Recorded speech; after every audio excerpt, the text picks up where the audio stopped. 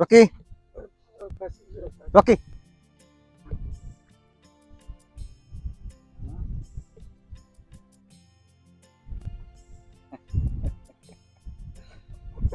चल काला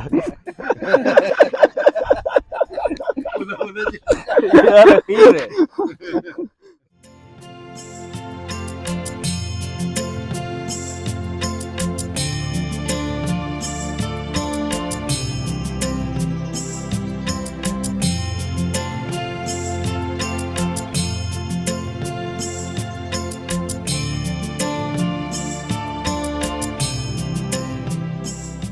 ਬਾਬਾ ਫਰੀਦ ਜੀ ਦੀ ਇੱਕ ਲਾਈਨ ਹੈ ਕਿ ਟੁਰਿਆ ਟੁਰਿਆ ਜਾ ਫਰੀਦਾ। ਸੋ ਟੁਰੇ ਜਾਣ ਦੇ ਵਿੱਚ ਢੇਰ ਰਮਜ਼ਾਂ ਲੁਕੀਆਂ ਹੋਈਆਂ ਹਨ।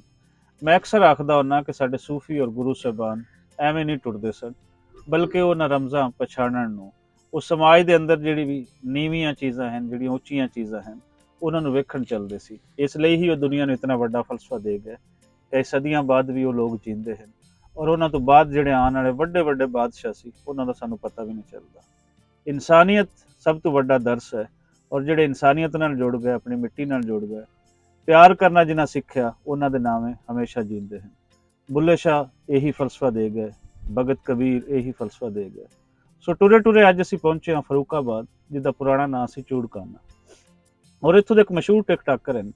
ਨਵੀਂ ਦੁਨੀਆ, ਨਵੇਂ ਐਕਸਪੀਰੀਅੰਸ, ਇਹਦੇ ਅੰਦਰ ਟਿਕਟਾਕ ਨੂੰ ਜਿੱਥੇ ਪਹਿਲੇ ਅਸੀਂ ਹੱਸਦੇ ਸੀ, ਹੁਣ ਟਿਕਟਾਕ ਦੀ ਇੰਪੋਰਟੈਂਸ ਨੂੰ ਹਰ ਕੋਈ ਮੰਨਣ ਲੱਗ ਗਿਆ। ਸੋ ਇਹ ਇੱਕ ਪਲੇਟਫਾਰਮ ਹੈ। ਪਲੇਟਫਾਰਮ ਨੂੰ ਤੁਸੀਂ ਅੱਛਾ ਯੂਜ਼ ਕਰ ਸਕਦੇ ਹੋ, ਬੁਰਾ ਯੂਜ਼ ਕਰ ਸਕਦੇ ਹੋ, ਇਹ ਤੁਹਾਡੇ ਤੇ ਡਿਪੈਂਡ ਹੈ। ਮੈਂ ਉਹਨੂੰ ਜੀ ਹੀ ਕਹਾਂਗਾ। ਇੱਕ ਕੁੱਤਾ ਹੈ ਜਿਹਦਾ ਨਾਮ ਹੈ ਰੌਕੀ, ਔਰ ਇਹ ਕਹਿੰਦੇ ਨੇ ਕਿ ਮੈਂ ਇਹਨੂੰ ਕੁੱਤਾ ਨਹੀਂ ਕਹਿੰਦਾ, ਇਸ ਨੂੰ ਰੌਕੀ ਕਹਿੰਦਾ ਹੁੰਦਾ, ਕਿਉਂਕਿ ਜਿਵੇਂ ਹਰ ਇਨਸਾਨ ਦਾ ਇੱਕ ਨਾਂ ਹੈ, ਜਾਨਵਰਾਂ ਦੇ ਨਾਂ ਹਨ, ਇਵੇਂ ਇਹਦਾ ਵੀ ਇੱਕ ਨਾਂ ਹੈ, ਇਸ ਨੂੰ ਨਾਮ ਤੋਂ ਪੁਕਾਰਿਆ ਜਾਵੇ।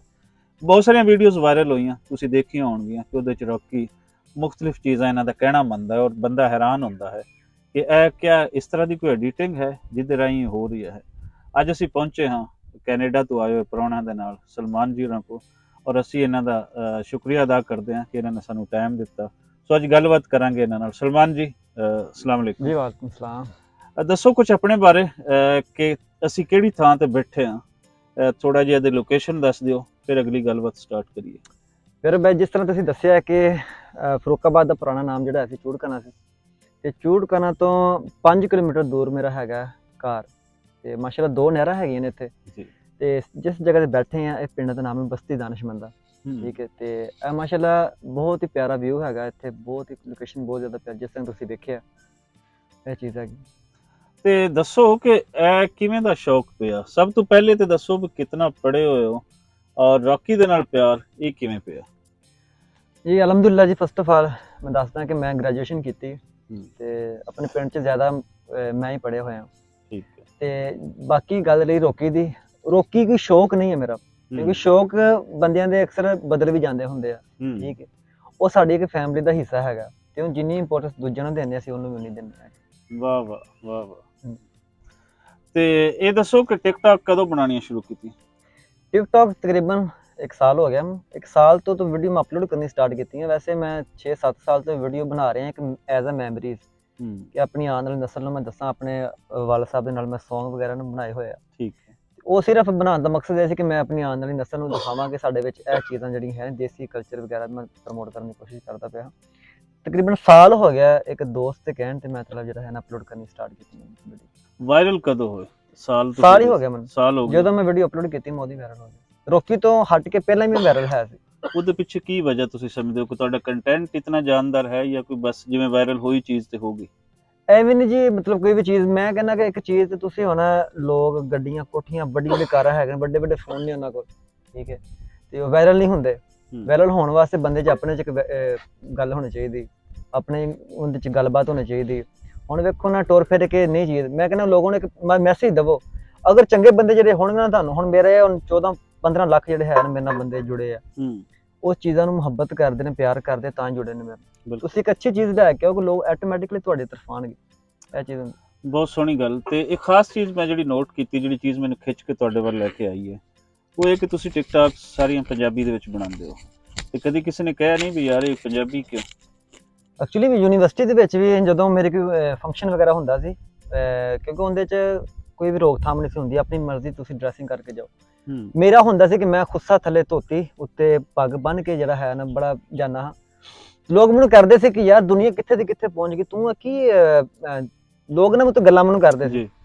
ਲੋਕ ਮੈਨੂੰ ਉਦੋਂ ਵੀ ਗੱਲਾਂ ਕਰਦੇ ਸੀ, ਮੈਨੂੰ ਲੋਕ ਅੱਜ ਵੀ ਗੱਲਾਂ ਕਰਦੇ ਆ, ਪਰ ਉਹ ਗੱਲਾਂ 'ਚ ਤੇ ਆ ਗੱਲਾਂ 'ਚ ਫਰਕ ਹੈ ਵੀ ਮੇਰਾ ਦਰਮਿਆਨ 'ਚ ਮਿਹਨਤ ਅੱਜ ਕੀਤੀ ਕਿ ਉਹ ਦੇਸੀ ਕਲਚਰ ਜਿਹੜਾ ਹੈ ਮੈਨੂੰ ਅੱਜ ਪੂਰੀ ਦੁਨੀਆ ਦੇ ਵਿੱਚ ਮੇਰਾ ਨਾਮ ਹੈਗਾ ਉਸ ਦੇਸੀ ਕਲਚਰ ਦੀ ਵਜ੍ਹਾ ਤੋਂ।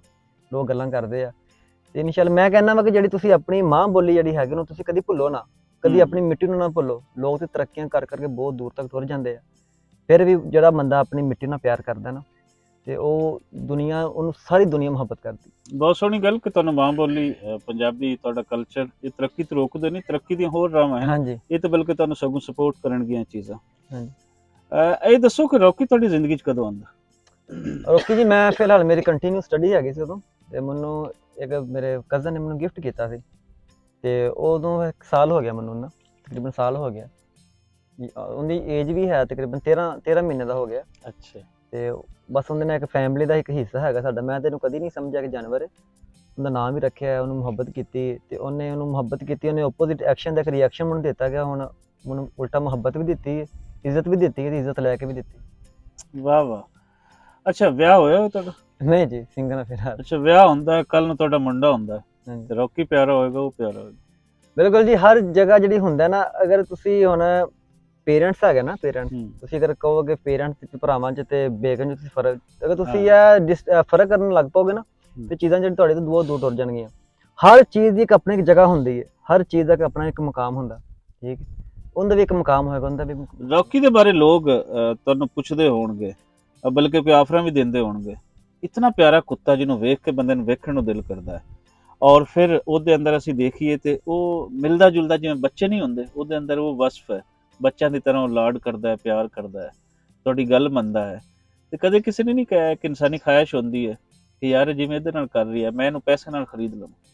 ਇਨਸਾਨ ਦੀ ਜੀ ਇੱਕ ਇਨਸਾਨ ਦੀ ਇੱਕ ਸੋਚ ਇਹ ਵੇ, ਇਨਸਾਨ ਕਹਿੰਦਾ ਕਿ ਮੇਰੇ ਕੋਲ ਪੈਸਾ ਤੇ ਮੈਂ ਪੈਸੇ ਨਾਲ ਹਰ ਚੀਜ਼ ਖਰੀਦ ਲਵਾਂਗਾ। ਇੱਕ ਮੁਹੱਬਤ ਇੱਕ ਐਸੀ ਚੀਜ਼ ਹੈਗੀ ਕਿ ਜਿਹੜੀ ਪੈਸੇ ਨਾਲ ਖਰੀਦੀ ਨਹੀਂ ਜਾ ਸਕਦੀ। ਹੁਣ ਰੌਕੀ ਹੈਗਾ ਨਾ, ਉਹ ਤੁਸੀਂ ਮਤਲਬ ਜੋ ਵੀ ਕਹੋਗੇ ਨਾ, ਮੇਰੇ ਘਰ ਦੇ ਜਿਹੜੇ ਹੈ ਉਹ ਵੀ ਨਹੀਂ ਉਹ ਗੱਲ ਮੰਨਦਾ ਹੈ ਜਿਹੜੀ ਇਹਨੇ ਗੱਲ ਮੈਂ ਕਹਿ ਦੇਣੀ। ਇਹ ਲੋਕਾਂ ਦਾ ਇੱਕ ਨਾ ਨੈਗੇਟਿਵ ਵਿਊ ਹੈਗਾ ਕਿ ਅਸੀਂ ਪੈਸੇ ਨਾਲ ਖਰੀਦ ਲਾਂਗੇ, ਪਰ ਪੈਸੇ ਨਾਲ ਜਿਹੜੀ ਹੈ ਨਾ ਹਰ ਚੀਜ਼ ਨਹੀਂ ਖਰੀਦੀ ਜਾ ਸਕਦੀ ਹੈਗੀ। ਆਫਰ ਲੱਗੀ ਕੋਈ? ਬਹੁਤ ਲੋਕ ਲਗਾਉਂਦੇ ਨੇ ਆਫਰਾਂ ਜੀ, ਬਹੁਤ ਜ਼ਿਆਦਾ ਲੋਕ ਕਿੰਨੇ ਲਗਾਉਂਦੇ ਤੱਕ ਅੰਦਾਜ਼ਾ? ਤਕਰੀਬਨ ਜੀ ਮੈਨੂੰ ਅੱਜ ਤੋਂ 4-5 ਮਹੀਨੇ ਪਹਿਲਾਂ ਜਰਮਨੀ ਵਿੱਚ ਇੱਕ ਆਫਰ ਆਈ ਸੀ, 1 ਕਰੋੜ ਰੁਪਏ ਤੁਸੀਂ ਲੈ ਲਓ ਤੇ ਸਾਨੂੰ ਰੋਕੀ ਦੇ ਦਿਓ। ਤੇ ਜਦੋਂ ਉਹਨਾਂ ਨੂੰ ਮੈਂ ਸਮਝਾਇਆ ਕਿ ਤਾਂ ਕਿ ਮੈਂ ਉਹ ਪੈਸੇ ਲੈ ਕੇ ਆਪਣਾ ਜਿਹੜਾ ਘਰ ਹੈਗਾ, ਤਾਂ ਕਿ ਅੱਗੇ ਘਰ ਤੁਸੀਂ ਵੇਖਿਆ ਵੀ ਹੈ, ਮੇਰੀ ਸਾਰੀ ਵੀਡੀਓ ਘਰ ਦੇ ਵਿੱਚ ਹੁੰਦੀਆਂ ਨੇ, ਮੈਂ ਤੇ ਕੋਠੀ ਬਣਾ ਸਕਦਾ, ਠੀਕ ਹੈ, ਆਪਣਾ ਇੱਕ ਬਿਜ਼ਨਸ ਕਰ ਸਕਦਾ, ਠੀਕ ਹੈ। ਪਰ ਸਾਡੇ ਖੂਨ ਵਿੱਚੋਂ ਗੱਲ ਹੀ ਨਹੀਂ ਹੈ ਕਿ ਆਪਣੇ ਨਾਲ ਮੁਹੱਬਤ ਕਰਨ ਵਾਲੇ ਬੰਦੇ ਨਾਲ ਅਸੀਂ ਧੋਖਾ ਕਰੀਏ, ਉਹਦੇ ਨਾਲ ਅੱਗੋਂ ਉਹਨਾਂ ਨੂੰ ਉਹਦਾ ਸੌਦਾ ਕਰਦੀ ਹੈ, ਇਹ ਸਾਡੇ ਖੂਨ 'ਚ ਨਹੀਂ ਹੈ। ਵਾਹ ਵਾਹ, ਇਹ ਗੱਲ ਹੁੰਦੀ ਹੈ। ਖਾਸ ਮੈਸੇਜ ਜਾਨਵਰਾਂ ਨਾਲ ਪਿਆਰ ਕਰਨ ਵਾਸਤੇ ਲੋਕਾਂ ਨੂੰ ਕੀ ਦੇਣਾ ਚਾਹੋ? ਮੈਂ ਮੈਸੇਜ, ਕਿਉਂਕਿ ਜੀ ਲੋਕ ਅੱਜ ਦੀ ਦੌਰ ਵਿੱਚ ਸਾਰੇ ਲੋਕ ਹੀ ਸਿਆਣੇ ਆ, ਠੀਕ ਹੈ। ਅਗਰ ਉਹਨਾਂ ਨੂੰ ਕੋਈ ਗੱਲ ਕਰਦੀ ਹੈ ਨਾ, ਉਹ ਕਹਿੰਦੇ ਸਭ ਸਾਡੇ ਤੋਂ ਵੱਡਾ ਸਿਆਣਾ ਹੀ ਕੋਈ ਨਹੀਂ ਹੈ। ਪਰ ਮੈਂ ਇੱਕ ਪ੍ਰੈਕਟੀਕਲ ਕਰਕੇ ਦਿਖਾਇਆ ਲੋਕਾਂ ਨੂੰ, ਇੱਕ ਚੀਜ਼ ਪ੍ਰੈਕਟੀਕਲ, ਜਦੋਂ ਗੱਲਾਂ ਨਾਲ ਲੋਕੀ ਕੋਈ ਨਹੀਂ ਮਤਲਬ ਸਮਝਦੇ ਹੈ। ਹੁਣ ਮੈਂ ਇੱਕ ਪ੍ਰੈਕਟੀਕਲ ਕਰਕੇ ਦਿਖਾਇਆ, ਮੈਂ ਕਿਹਾ ਇਹ ਜਾਨਵਰਾਂ ਨੂੰ ਤੁਸੀਂ ਟ੍ਰੇਨ ਕਰਦੇ ਹੋ, ਉਹ ਆਪਸ 'ਚ ਲੜਾਉਂਦੇ ਹੋ, ਆਪਸ 'ਚ ਲੜਾ ਕੇ ਉਹਨਾਂ ਦਾ ਖੂਨ ਕਢਾਉਂਦੇ ਹੋ, ਕੋਈ ਮਸਲਾ ਬਣਦਾ ਤੁਸੀਂ ਬਾਹਰ ਬਹਿ ਕੇ ਤਮਾਸ਼ਾ ਪੈਂਦੇ, ਫਿਰ ਤੁਸੀਂ ਆਪਸ 'ਚ ਲੜਨ ਲੱਗ ਪੈਂਦੇ। ਮੈਂ ਇਹਨੂੰ ਟ੍ਰੇਨ ਕੀਤਾ ਲੋਕਾਂ ਨੂੰ ਇੱਕ ਸਬਕ ਦੇਣ ਵਾਸਤੇ, ਇੱਕ ਮੈਸੇਜ ਦੇਣ ਵਾਸਤੇ ਕਿ ਇਹ ਬੋਲਦੇ ਨਹੀਂ ਹੈ ਪਰ ਬਹੁਤ ਕੁਝ ਦੱਸਦੇ ਆ, ਠੀਕ ਹੈ। ਤੇ ਯਾਰ ਇਹਨਾਂ ਦਾ ਜਿਹੜਾ ਹੈ, ਇਹਨਾਂ ਦੀ ਵੀ ਫੀਲਿੰਗ ਹੈ, ਤੁਸੀਂ ਇਹਨਾਂ ਨੂੰ ਟਾਰਚਰ ਨਾ ਕਰੋ, ਇਹਨਾਂ ਤੇ ਜ਼ੁਲਮ ਨਾ ਕਰੋ, ਇਹ ਪਿਆਰ ਵਾਸਤੇ ਬਣੇ ਆ। ਉਹਦੀ ਵਜ੍ਹਾ ਇਹ ਵੇ, ਇਹਨਾਂ ਦਾ ਤਲਕ ਤੁਹਾਡੀ ਜੇਬਾਂ ਨਾਲ ਨਹੀਂ ਹੁੰਦਾ, ਦਿਲ ਨਾਲ ਹੁੰਦਾ, ਇਹ ਗੱਲ ਹੁੰਦੀ ਬਾਈ। ਸੈਕੰਡ ਲਾਸਟ ਕੁਐਸਚਨ ਹੈ ਕਿ ਤੁਹਾਡੇ ਕੋਲ ਪ੍ਰਾਹੁਣੇ ਆਏ, ਕੈਨੇਡਾ ਦੇ ਰਹਿਣ ਵਾਲੇ ਆਏ, ਤੇ ਇਹਨਾਂ ਨੂੰ ਮੈਂ ਦੱਸਿਆ ਸੀ ਤੁਹਾਡੇ ਬਾਰੇ, ਤੇ ਇਹਨਾਂ ਨੇ ਬੜਾ ਇੰਟਰਸਟ ਸ਼ੋ ਕੀਤਾ ਕਿ ਜੇ ਆਪਾਂ ਬਿਲਕੁਲ ਜਾਣਾ ਹੈ।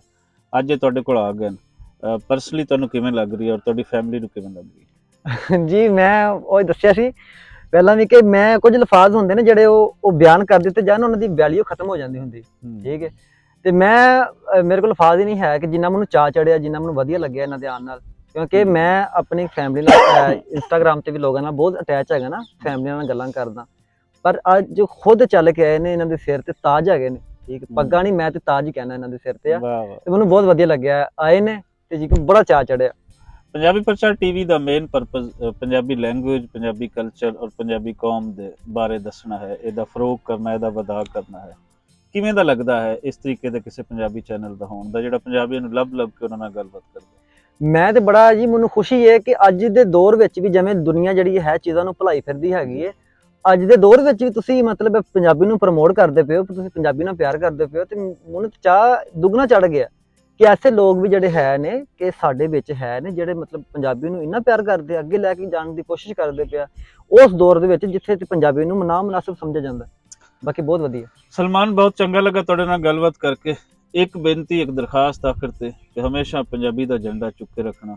ਇਹ ਤੁਹਾਡੇ ਜੋ ਨੌਜਵਾਨ ਜਿਸ ਤਰੀਕੇ ਨਾਲ ਟਿਕਟੌਕਸ ਬਣਾਉਂਦੇ ਨੇ, ਇਹਨੂੰ ਹੋਰ ਵੀ ਸਾਡੀ ਕੋਸ਼ਿਸ਼ ਇਹ ਵੀ ਹੈ, ਪਿਛਲੇ ਕੋਈ 10 ਸਾਲ ਤੁਸੀਂ ਚਾਹੁੰਦੇ ਆ ਕਿ ਪੰਜਾਬੀ ਸਕੂਲਾਂ ਦੇ ਵਿੱਚ ਲਾਜ਼ਮੀ ਤੌਰ ਤੇ ਪੜ੍ਹਾਈ ਜਾਵੇ, ਕਿਉਂਕਿ ਜਿਹੜੀ ਚੀਜ਼ ਸਕੂਲ ਦੇ ਵਿੱਚ ਲਾਜ਼ਮੀ ਤੌਰ ਤੇ ਨਹੀਂ ਪੜ੍ਹਾਈ ਜਾਏਗੀ ਉਹਦੀ ਇੱਜ਼ਤ ਔਰ ਇਹਤਰਾਮ ਨਹੀਂ ਹੋਏਗੀ। ਬਿਲਕੁਲ। ਅਸੀਂ ਉਰਦੂ ਪੜ੍ਹਦੇ ਹਾਂ ਸਾਰੇ ਪੰਜਾਬੀ, ਅਸੀਂ ਉਹਦਾ ਇਹਤਰਾਮ ਕਰਦੇ ਹਾਂ।